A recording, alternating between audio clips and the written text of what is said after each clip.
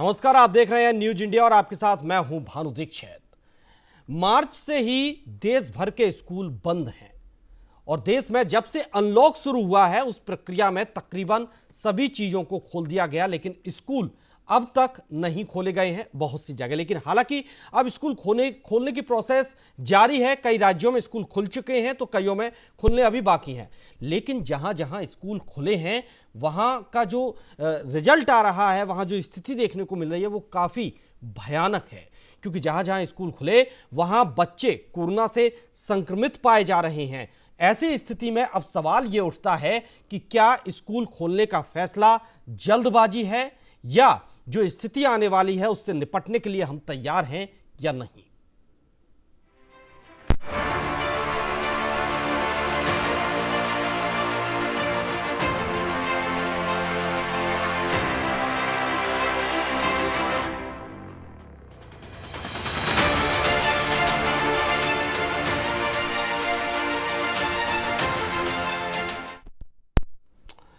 देश में corona virus का प्रकोप ज्यों-ज्यों कम हो रहा है त्यों-त्यों राज्य सरकारें स्कूलें खोलने के फैसले भी ले रही है। बिहार और पंजाब में 4 और 7 जनवरी से स्कूल खुल गए तो राजस्थान सरकार ने भी 18 जनवरी से स्कूल कॉलेज समेत सारे कोचिंग संस्थान खोलने की अनुमति दे दी है। लेकिन हर राज्य से स्कूलों में बच्चों, शिक्षकों और कर्मचारियों के कोरोना पॉजिटिव मिलने की खबरों ने हमें ये सोचने पर मजबूर कर दिया है कि क्या सरकारें कोविड-19 महामारी के खिलाफ टीकाकरण अभियान शुरू होने से पहले स्कूल खोलने में जल्दबाजी दिखा रही हैं।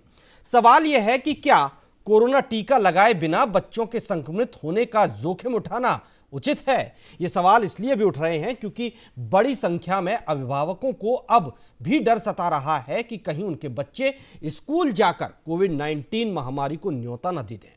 क्योंकि बिहार में मुंगेर जिले के असरगंज प्रखंड अंतर्गत ममई गांव स्थित लाल बहादुर शास्त्री किसान उच्च विद्यापीठ के 22 बच्चे कोरोना पॉजिटिव गुरुवार को पाए गए। तो वहां स्वास्थ्य विभाग ने शिविर लगाकर एंटीजन टेस्ट किया था, जिसमें 22 बच्चों के अलावा 2 शिक्षक और 1 चतुर्थ वर्गीय कर्मचारी भी कोरोना संक्रमित पाए गए हैं। इससे पहले भी जब नवंबर में स्कूल खुलने शुरू हुए थे तो हर राज्य और तकरीबन हर जिले के किसी न किसी स्कूल से बच्चों के कोरोना संक्रमित पाए जाने की खबरें आती रही थी। तो ऐसे में अब एक बार फिर यह डर लगने लगा है कि कहीं यह जल्दबाजी का फैसला तो नहीं।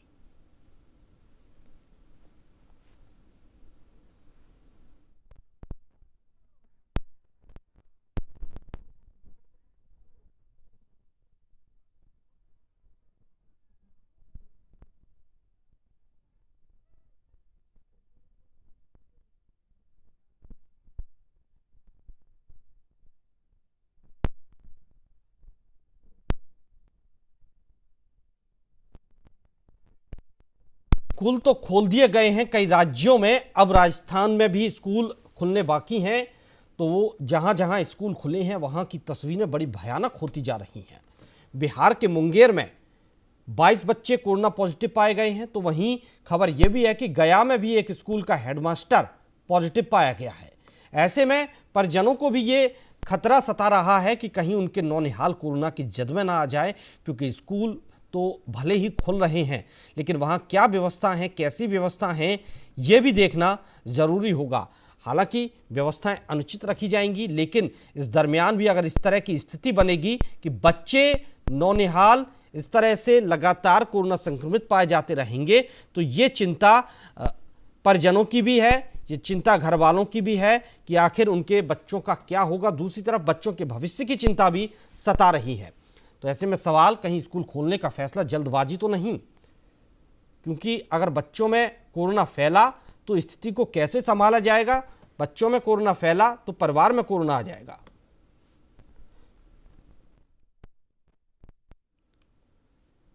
हालांकि इससे पहले बिहार, पंजाब, उड़ीसा के बाद गुजरात और राजस्थान में भी अब स्कूल खुलेंगे।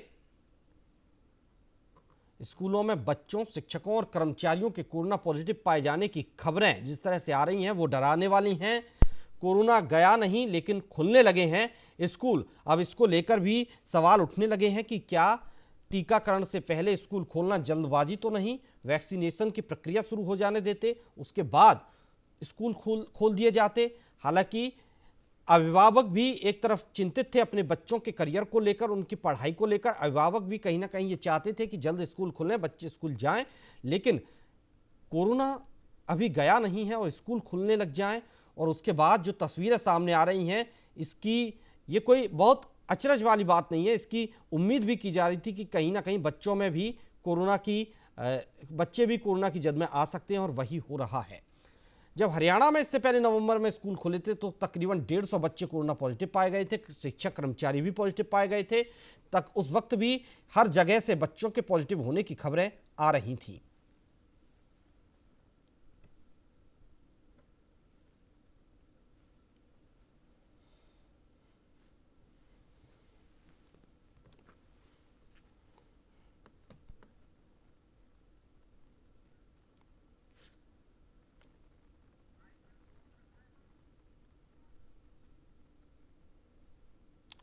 वहीं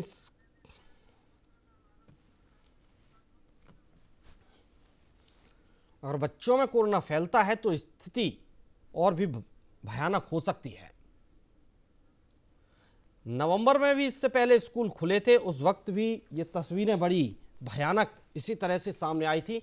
हरियाणा में बहुत सी जगह पर बच्चे पॉजिटिव पाए गए थे।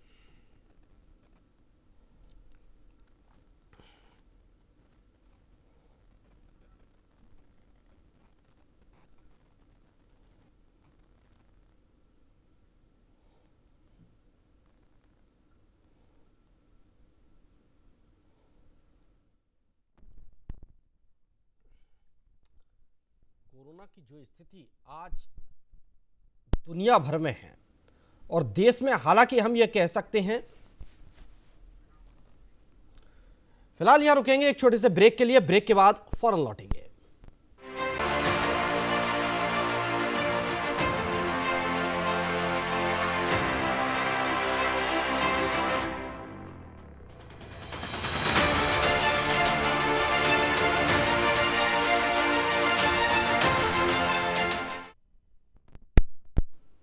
ब्रेक के बाद आपका स्वागत है। बढ़ते हैं आगे। आज हम बात कर रहे हैं कोरोना की जद में आए स्कूलों की। इस वक्त चर्चा के लिए हमारे साथ वरिष्ठ पत्रकार नीलांशु रंजन जी जुड़े हुए हैं। बहुत बहुत स्वागत है नीलांशु जी आपका।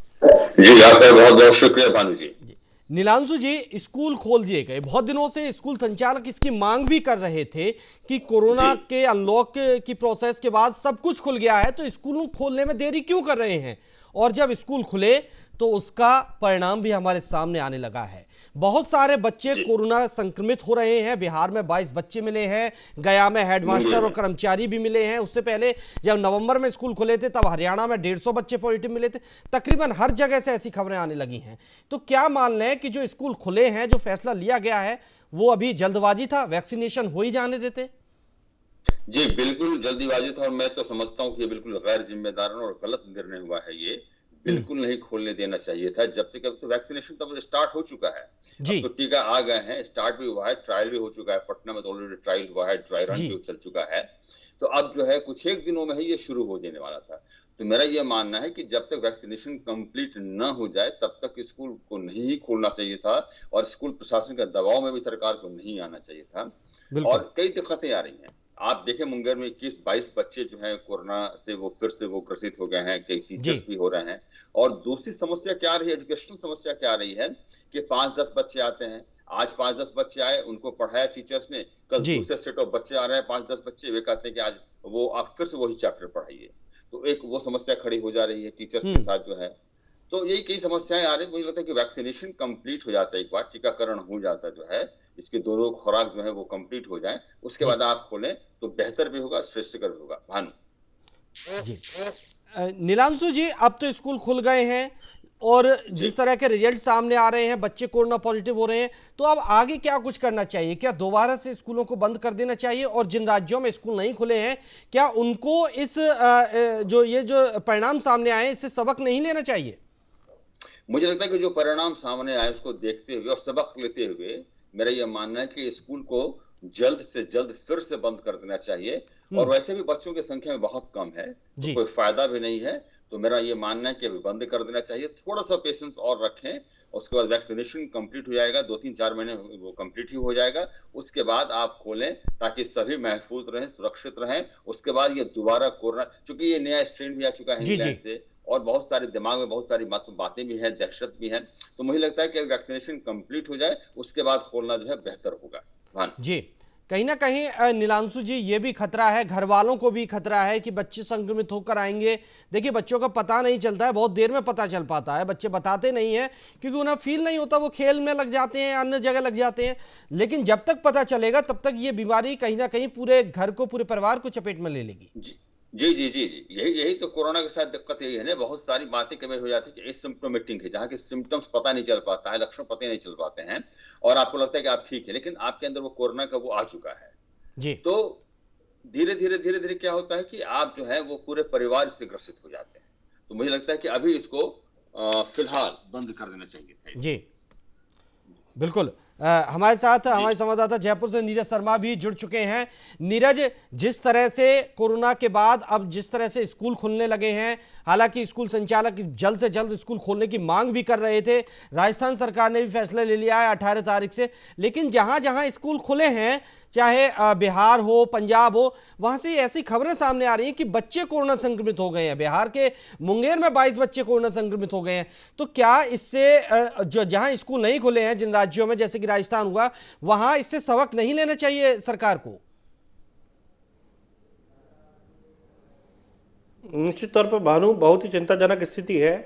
अगर जहां जहां स्कूल खुल रहे हैं वहां बच्चे कोरोना संक्रमित पाए जा रहे हैं और स्कूल खुलने के बाद में मिल रहे हैं, क्योंकि वहां पर बच्चे जो होते हैं उनको रोका नहीं जा सकता है। वो एक दूसरे को टच कर लेते हैं, साथ में खेल लेते हैं, इसके साथ ही साथ में खाना खा लेते हैं, बच्चे एक दूसरे से हाथ मिला लेते हैं, बातचीत कर लेते हैं नज़दीक आकर के। निश्चित रूप से जो बच्चे हैं छोटे, उनको रोका नहीं जा सकता। स्कूली बच्चों के अंदर खास तौर पर एक मेलजोल का, एक व्यक्तिगत व्यवहार रहता है, और बच्चे कुछ नादान भी होते हैं क्योंकि वो इतने परिपक्व नहीं होते, वो वयस्क नहीं होते हैं कि हर सरकारी गाइडलाइन को फॉलो कर ले। निश्चित रूप से सरकार को भी इस पर विचार करना चाहिए। अब चूंकि राज्य के अंदर तो बात करें, राजस्थान के अंदर भी चूंकि कोरोना का रिकवरी परसेंटेज 96.66% हो गया है, और यहाँ डेली जो कोरोना केसेस आते थे उसकी संख्या घट के बहुत कम रह गई है, करीब 500 के आसपास पूरे प्रदेश में केसेस आ रहे हैं। तो सरकार ने भी यहाँ डिसीजन लेते हुए, और अभिभावकों की, पेरेंट वेलफेयर सोसाइटियों की, अभिभावकों की, और उसके साथ ही अन्य जो संगठन थे, शिक्षक संगठन, स्कूलों की ओर से डिमांड, जो भारी डिमांड चल रही थी कि स्कूल खोल दिए जाएं, और दूसरा बच्चों के भविष्य को देखते हुए सरकार ने भी निर्णय लिया कि स्कूलों को खोलने का निर्णय 18 जनवरी से जो है वो लिया जाएगा। उसमें भी 9वीं से 12वीं तक के स्कूलों के लिए अभी निर्णय लिया है राजस्थान में, और उसमें भी फिर ये क्लॉज रख दिया है कि 50% ही उपस्थिति रहेगी। क्या वहां बिहार में या हरियाणा में भी इस प्रकार का कोई क्लॉज था या नियम शर्तें थी कि 50% उपस्थिति रहेगी, सोशल डिस्टेंसिंग मेंटेन किया जाएगा? बिल्कुल नीरज, ये भी एक देखने और सोचने वाली बात है कि क्या इस तरह का कुछ नियम लागू किया गया था। रोकना चाहूंगा मैं नीरज आपको। हमारे साथ स्नेहलता साबू जी भी जुड़ गई हैं, सेक्रेटरी हैं पेरेंट्स वेलफेयर सोसाइटी की। बहुत बहुत स्वागत है स्नेहलता जी। स्नेहलता जी, स्कूल खुल गए हैं, अनलॉक प्रक्रिया के बाद से बहुत दिनों से स्कूल खोलने की मांग भी स्कूल संचालक कर रहे थे, कई पेरेंट्स भी ये कह रहे थे कि बच्चों की पढ़ाई का क्या होगा, सरकारें भी इसको लेकर चिंतित थीं। लेकिन जब स्कूल खुले तो भयानक परिणाम सामने आए। देखिए, बिहार में 22 बच्चे कोरोना संक्रमित पाए गए हैं, मुंगेर में, गया में एक खुद हेडमास्टर और अन्य कर्मचारी भी वहां पर संक्रमित पाए गए हैं। तो क्या आपको नहीं लगता कि अभी स्कूल खोलने का फैसला जल्दबाजी होगा? बिल्कुल सर, बहुत जल्दबाजी कर रहे हैं ये लोग, क्योंकि भगवान की रिकवरी रेट बढ़ गई है। तो सरकार को भी ये सोचना चाहिए कि बच्चे संक्रमित नहीं हो जाए स्कूल खोलने के चक्कर में। जब साल भर बच्चों का ऑनलाइन क्लासेस से निकला है, तो अभी भी ऑनलाइन इनको करनी चाहिए तैयारी आगे की। 2-3 महीने और बचे हैं नया सेशन आने में। तो सरकार को इसमें निश्चित ही बहुत चिंताजनक विषय मानते हुए इस पे थोड़ा सा इस पे सोच विचार करना चाहिए कि बच्चों का भविष्य जब खराब हो ही गया साल भर, तो बच्चों का 3 महीने के लिए उनके स्वास्थ्य से तो खिलवाड़ नहीं करे कम से कम। जी जी इसने लता जी, लेकिन अब स्कूल खुलने वाले हैं, राजस्थान में 18 तारीख से स्कूल खुलने वाले हैं, और भी जगह स्कूल खुलने हैं, लेकिन उस जो यहाँ पर जो नियम राजस्थान में बनाए गए हैं कि 50% ही स्टूडेंट्स पहली बार में आएंगे, तो क्या अन्य जगह भी कुछ इस तरह के नियम आने चाहिए? क्योंकि देखिए बच्चों की पढ़ाई भी जरूरी है, बच्चे भले ही ऑनलाइन पढ़ रहे हैं लेकिन कहीं ना कहीं एक फ्रस्ट्रेशन से भी वे गुजर रहे हैं। नहीं, बिल्कुल सर, आप ये बात सही बोल रहे हैं कि बच्चे फ्रस्ट्रेट हो गए हैं, घर में रह के भी ऑनलाइन उनको पढ़ाई भी नहीं समझ में आ रही है।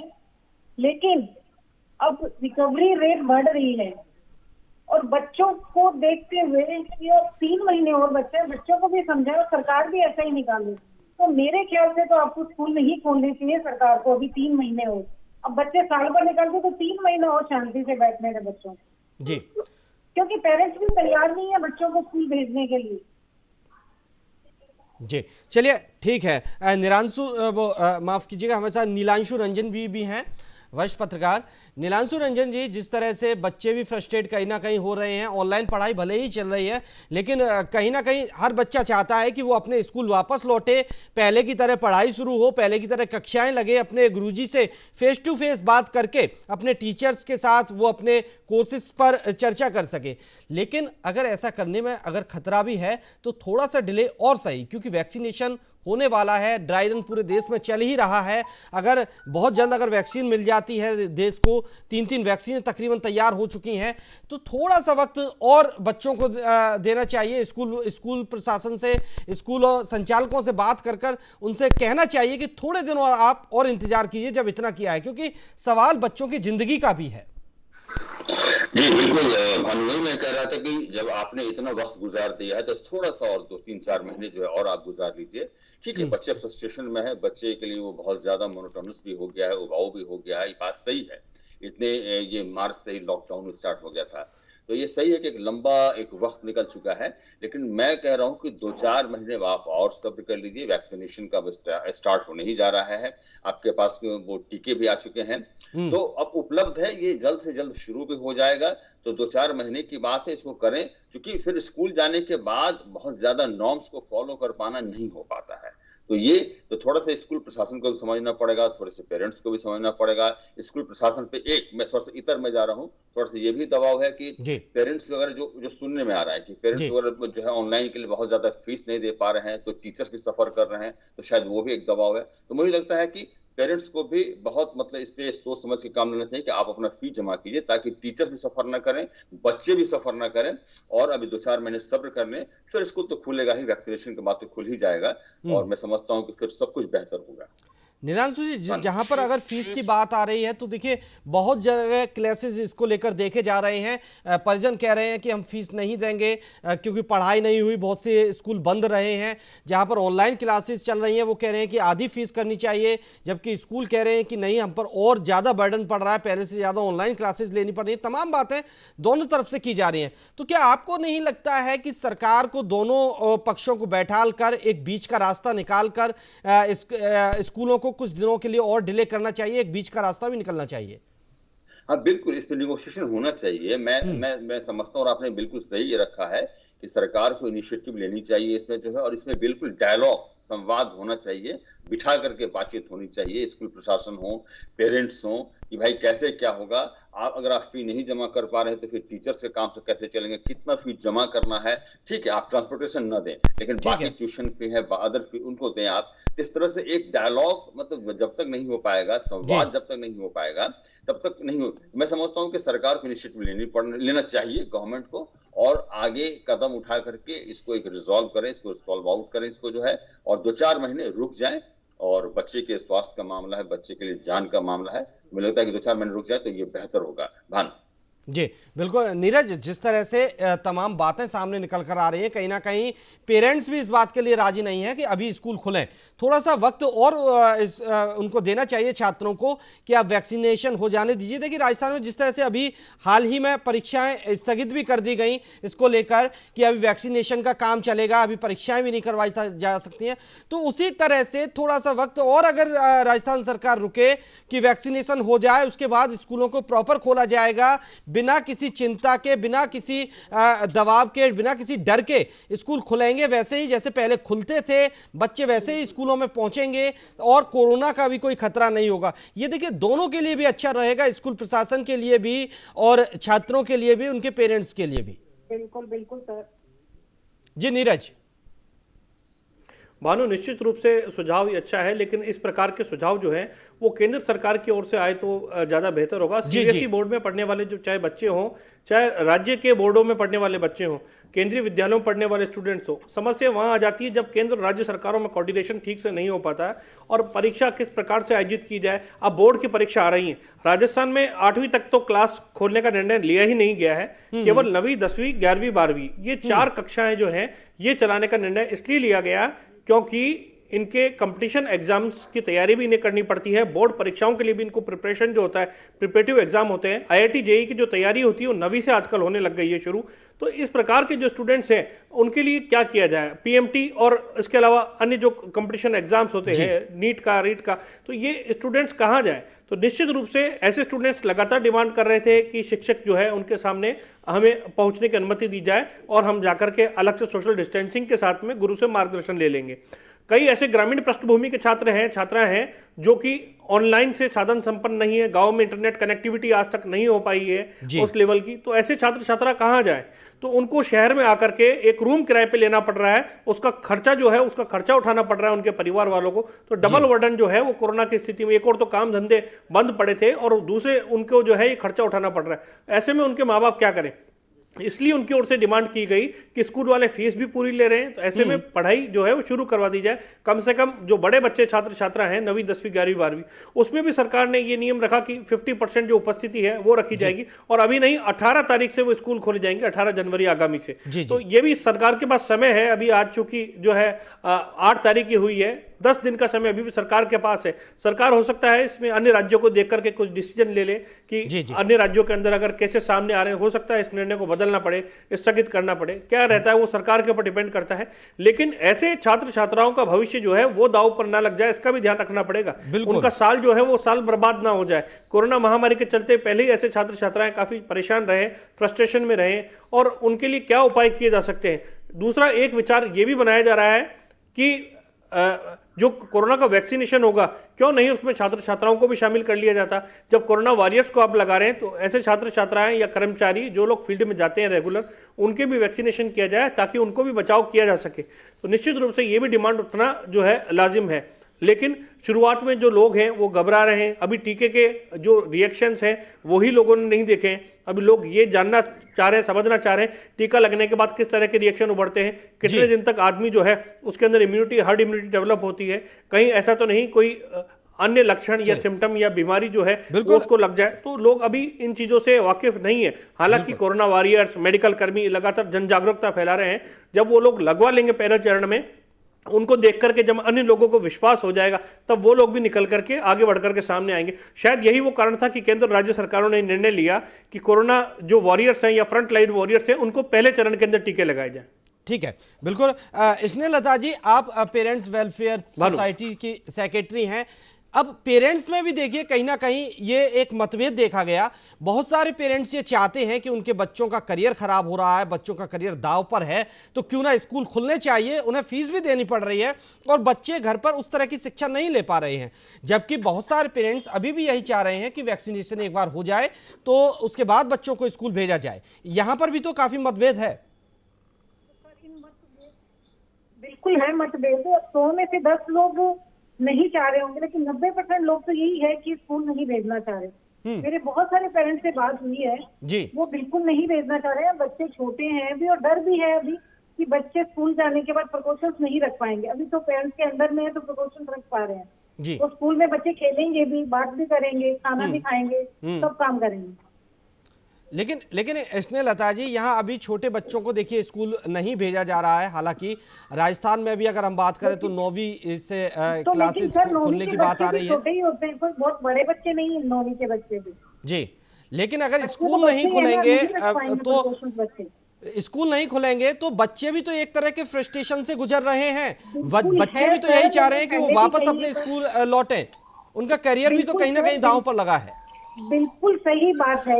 ये साल तो खराब गया ही, लेकिन मेरा कहना है कि 3 महीने के लिए अपन अभी रुक सकते हैं। ये साल जी। तो खराब हो गया बच्चों का, लेकिन 3 महीने रुक जाए, वैक्सीनेशन शुरू हो जाए, सबके लगना, इंजेक्शन शुरू हो जाए तो ठीक है। क्या इसके रिजल्ट आते हैं क्या नहीं, 3 महीने तो वेट करना है अपने को। जी बिल्कुल ठीक बात है नीलांशु जी। अब जिस तरह से ये एक स्थिति नई सामने आई है, अब क्या आपको लगता है कि अन्य राज्यों में इसका प्रभाव पड़ेगा? जी बिल्कुल, इसका इम्पैक्ट पड़ेगा। मुझे लगता है कि जो खासकर जो यहाँ मुंगेर में जो कल हुई जो बात हुई है, जो 22 बच्चे संक्रमित हुए हैं और कर्नाटक में भी देखने को मिला है, तो मुझे लगता है कि अन्य स्टेट्स जो हैं, दूसरे सूबे जो हैं, वे भी इस पर सोचेंगे। और मुझे लगता है कि बिहार में भी मुझे लगता है कि इस पर सेकंड थॉट दिया जाएगा। निश्चित तौर पे सरकार इसको मतलब संज्ञान में लेगी। और अभी नीरज जी की एक बात से मैं इत्तेफाक में रखता हूँ कि जो वैक्सीनेशन का काम है उसमें जो है आप जो है हेल्थ वर्कर्स के साथ साथ आप ये स्टूडेंट्स को, छात्राओं को जो है, विद्यार्थियों को भी आप, लेकिन नीलांशु जी यहाँ विद्यार्थियों के हित की बात भी तो देखनी है, क्योंकि विद्यार्थियों का देखिए 1 साल तकरीबन खराब हो चुका है। अब नया सेशन शुरू होने वाला है। अगर नए सेशन में कुछ इस तरह के धीरे धीरे, जब हमने जिम खोल दिए, हमने होटल्स खोल दिए, हमने सारे व्यापार खोल दिए, तो स्कूल भी तो कहीं ना कहीं धीरे धीरे कहीं से तो शुरुआत करनी ही पड़ेगी। वही मैं कह रहा हूं कि आप जो है आप वैक्सीनेशन स्टार्ट जो कर रहे हैं, तो जिसमें आपने रखा है कि डॉक्टर्स को दिए जाएंगे फ्रंट, तो मैं कह रहा हूं कि प्रायोरिटी लिस्ट में आप स्टूडेंट्स को भी रखें आप, ताकि उनका काम जो है वो वैक्सीनेशन का काम खत्म हो, तमाम हो, उसके बाद बच्चे स्टार्ट करें जाना। जी बच्चों का जाना, स्कूल जाना अब लाजिम है कि वो जल्दी से जल्दी जाएं। तो मैं ये कह रहा हूं, जो नीरज जी ने जो बात कही उससे मैं इत्तेफाक रखते हुए मैं कह रहा हूं कि अब ये वैक्सीनेशन के काम को आप ये रखें, प्रायोरिटी लिस्ट में प्राथमिकता में रखें कि बच्चों को दिया जाए और उन्हें स्कूल भेजा जाए, क्योंकि बच्चे सफर कर चुके हैं, बहुत बच्चे फ्रस्ट्रेशन में भी है। तो अब ये है कि इन सारे एहतियात को बरतते हुए फिर बच्चों को वैक्सीनाइज करते हुए आप उन्हें स्कूल भेजें जल्द से जल्द, यही मैं कह रहा हूं। भानु बिल्कुल नीरज, वैक्सीनेशन शुरू होने वाला है राजस्थान में। जिस तरह से एहतियात बरतने के निर्देश दिए गए हैं, क्या उनको लेकर कोई प्रोसेस भी इस तरह की गई है? कोई जांच पड़ताल भी इस तरह से, स्कूलों में चेकिंग भी इस तरह से कुछ की जा रही है कि हाँ सारे नियम कानून पूरे हैं और बच्चे अगर वहां स्कूल पहुंचते हैं तो वे सुरक्षित रहेंगे? अब देखिए भानु, अब यहाँ पर हम गाइडलाइंस की बात कर लेते हैं। राज्य सरकार ने साफ किया है, ऐसे स्कूल पहले अभिभावकों की अनुमति लेकर के ही उन बच्चों को भेजेंगे। यानी जो अभिभावक अपने बच्चों को भेजना चाहते हैं उन बच्चों को स्कूल के अंदर बुलाया जाए। पहली बात तो ये भी इसके अंदर शामिल है। तो अभिभावक जब अनुमति देंगे तभी बच्चों को भेजा जाएगा। दूसरा, सोशल डिस्टेंसिंग रखने की बात की गई है। 50% उपस्थिति एक दिन रहेगी, 50% जो उपस्थिति है वो अगले दिन छात्र छात्राओं की रहेगी। यानी कि जो क्लास की सीटिंग कैपेसिटी है उसके अंदर हम लगा लें कि एक कतार जो है वो खाली रहेगी, यानी सोशल डिस्टेंसिंग रखी जाएगी। अब मॉनिटरिंग कैसे हो, इसके लिए बाकायदा शिक्षक शिक्षिकाएं, उनको बाकायदा पूरी जानकारी दे दी गई है। सरकार की गाइडलाइंस है कि इस तरीके से सोशल डिस्टेंसिंग रखनी है। उसके लिए टीचर होंगे या फिर ऑफिस के वहाँ स्कूल के अंदर जो कर्मचारी रहते हैं, वो स्टाफ स्कूल का जो है वो ध्यान रखेगा कि सोशल डिस्टेंसिंग मेंटेन की जाए। दूसरा, जिस तरीके से पहले बच्चे खेलते थे, घुलते थे, मिलते थे, तो इस वक्त जो खेल का पीरियड है वो मुश्किल ही लगता है कि खेल का पीरियड आयोजित किया जाएगा, या फिर अगर पीटी वगैरह भी होती है तो बच्चों को एक सोशल डिस्टेंसिंग के साथ में एक ग्राउंड के अंदर खुले स्थान के ऊपर ये करवाया जाएगा। तो इसकी जो गाइडलाइंस है वो बाकायदा जारी कर दी गई हैं। इसके साथ ही जब स्कूल खुलेंगे तो पहले दिन और दूसरे दिन जो व्यवस्था रहेंगी उनको भी सरकार देखेगी, और जहां कहीं सरकार को लगेगा कि कहीं गड़बड़ी है या इससे महामारी फैलने की आशंका हो सकती है या इस के केसेस निकलने सामने आएंगे, तो सरकार हो सकता है अपने इस निर्णय पर भी पुनर्विचार कर सकती है। बिल्कुल नीरज, विचार हो सकता है, क्योंकि जिस तरह की स्थितियां हैं, हालांकि सरकार ने बहुत सारे नियम कानून जो अगर बनाए हैं, जो गाइडलाइंस जारी की हैं, वो फॉलो होती हैं, बहुत अच्छी बात है, कहीं कोई डर भी नहीं रहेगा। बहरहाल आप सभी मेहमानों का हमारे साथ इस चर्चा में जुड़ने के लिए बहुत बहुत धन्यवाद। तो बता दें कि कोरोना की जद में कहीं ना कहीं स्कूल भी आते दिखाई दे रहे हैं। जो जो स्कूल खुले हैं जहां जहां, वहां से खबरें बहुत अच्छी नहीं आ रही हैं, बच्चे संक्रमित हो रहे हैं। अब इसके बाद जहां स्कूल नहीं खुले हैं, क्या वे राज्य इससे सबक लेंगे या नहीं, ये देखने वाली बात होगी। बहरहाल इस चर्चा में इतना ही, दीजिए इजाजत, नमस्कार।